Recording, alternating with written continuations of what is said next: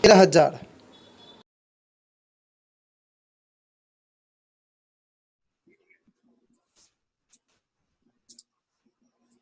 चलिए, तो आज के ऑनलाइन लाइव क्लास में आप सबों का स्वागत है। जैसे कि आप लोग को मालूम ही होगा, हम पिछले क्लास में 12th हिस्ट्री के अध्याय 8 का कुछ पॉइंट पढ़ाए थे और शेष पॉइंट हम पढ़ाएंगे। आज आपको पढ़ना है कृषि और अर्थव्यवस्था में महिलाओं का योगदान।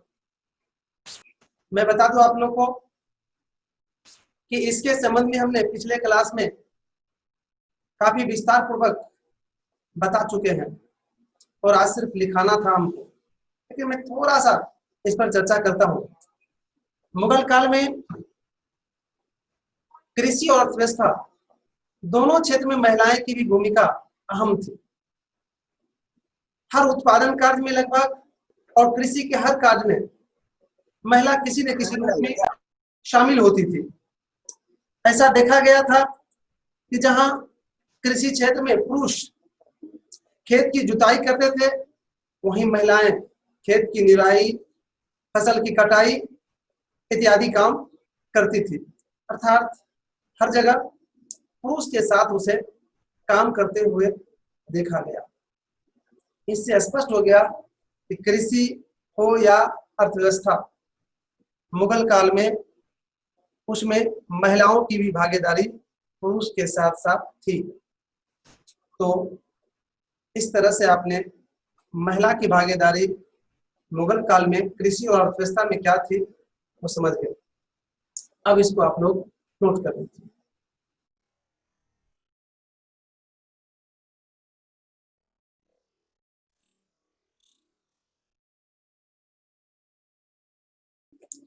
मुगल काल में ग्रामीण समाज की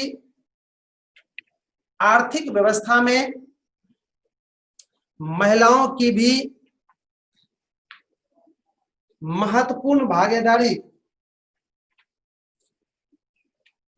होती थी। परिवार और गृहस्थी की देखभाल करने के साथ साथ कृषि कार्य में भी भाग लेती थी। पुरुष जहां खेत में हल चलाते थे, वहीं स्त्रियां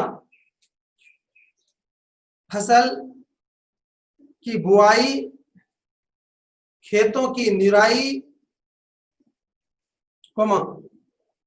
फसलों की कटाई पिटाई और अनाज को सुरक्षित रखने की व्यवस्था करती थी।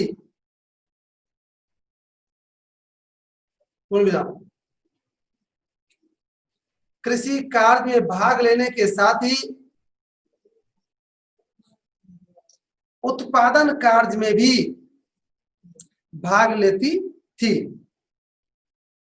जैसे कपड़ा बनाने वाले सूत काटने में,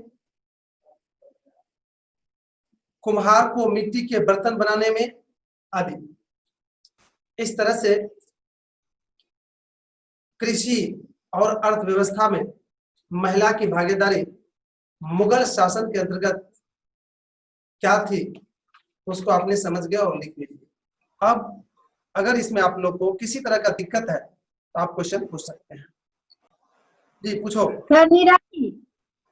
निराई का मतलब होता है उसमें से घास फूस जो खेत में से निकाला जाता है उसे कहते हैं निराई। जी क्या हुआ धीरज, कुछ समस्या है? धीरज नहीं ना समस्या लगते बड़ी ठंडा लग रहा है, तुमका मन हो रहा है, सरिया रहा है। अच्छा चलिए, तो हम आगे बढ़ेंगे। चूंकि आप लोग को लगता है कि आप कोई समस्या नहीं है, तो अगला पॉइंट होगा आपका मुगल कालीन भू राजस्व व्यवस्था।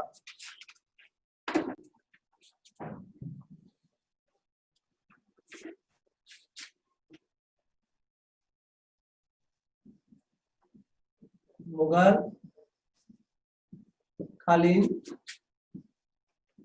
भू राजस्व व्यवस्था। इसको लिख लीजिए अच्छी तरह से। मुगल कालीन वही हुआ कि मुगल शासन काल के अंदर।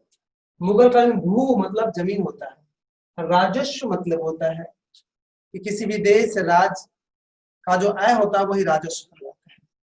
तो किसी भी देश राज का जो आय होता है वह कई क्षेत्र से आता है, भूमि से भी आता है, आपको अदर टैक्स से भी आता है, उद्योग से भी आता है।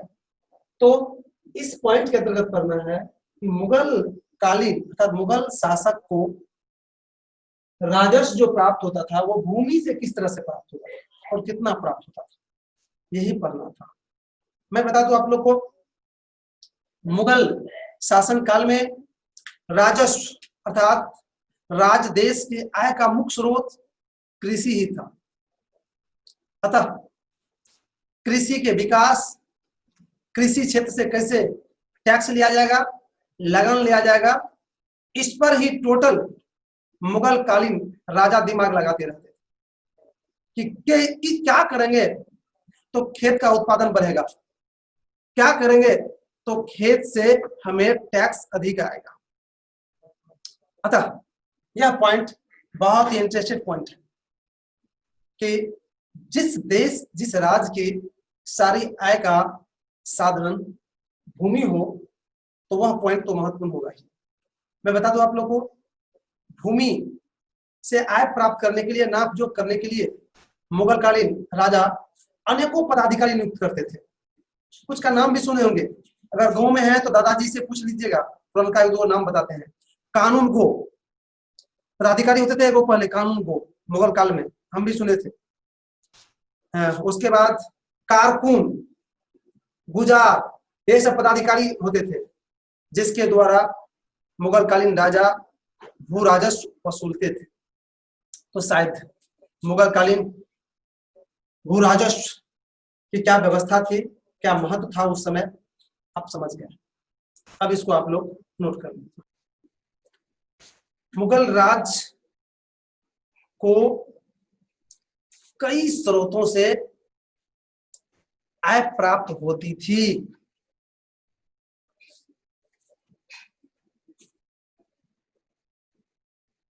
इन सभी स्रोतों में सबसे अधिक आमदनी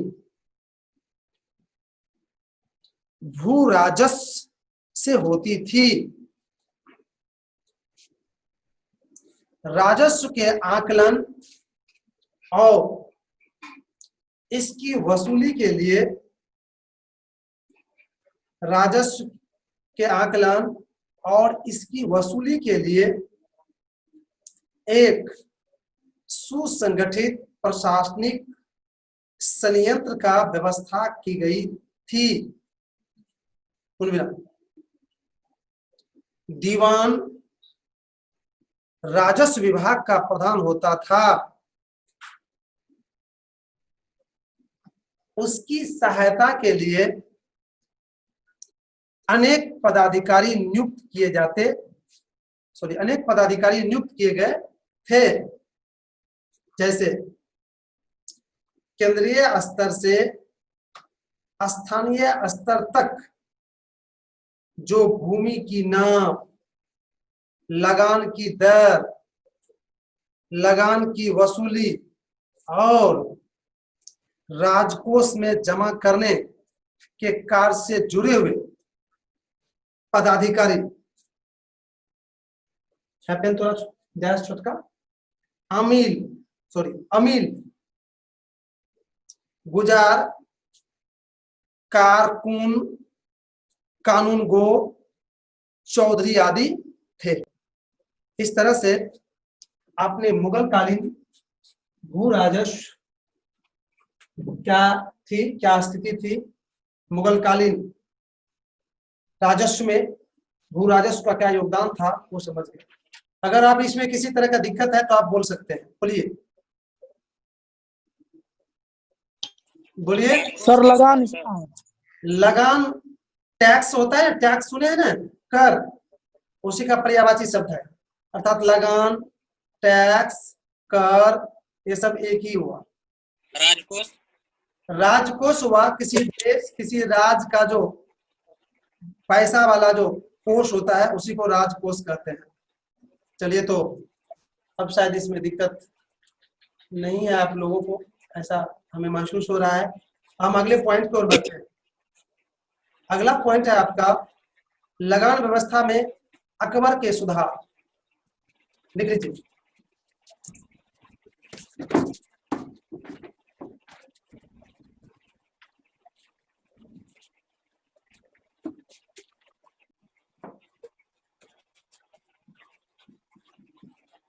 लगान व्यवस्था में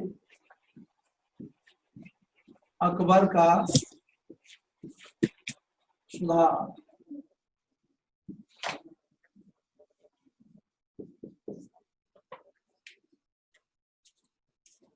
तो लगान का मतलब वही टैक्स होता है।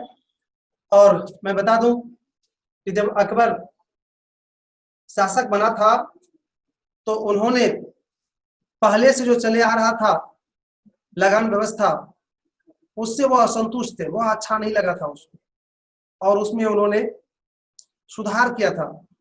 सबसे पहले राजा थे एक टोडरमल, उसकी सहायता से उन्होंने क्या किया, जितनी भी भूमि थी सबकी नाप करवाई थी, और नाप के क्रम में सिकंदरी गज के जगह पर उन्होंने इलाही गज का उपयोग किया था। पहले सिकंदरी गज चल रहा था और इन्होंने उसके जगह इलाही गज का उपयोग किया। ये लोहा का होता था, अर्थात इससे जो भूमि की नाप होती थी वह एक्यूरेट हो रहा था। साथ ही साथ भूमि की नाप करके और कर का भी इन्होंने एक निश्चित कर दिया था, सालाना कर लगा दिया था इन्होंने, और कर वसूलने के लिए भी इन्होंने एक विशेष व्यवस्था किया था।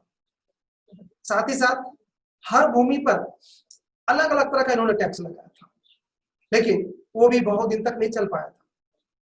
1580 के तक तो ये व्यवस्था उसका चला। उसके बाद जब व्यवस्था नहीं चला तब इसको बंद करके उन्होंने फिर दूसरा व्यवस्था भी चलाया है, जिसका नाम है दहसाल या जाब्ती व्यवस्था।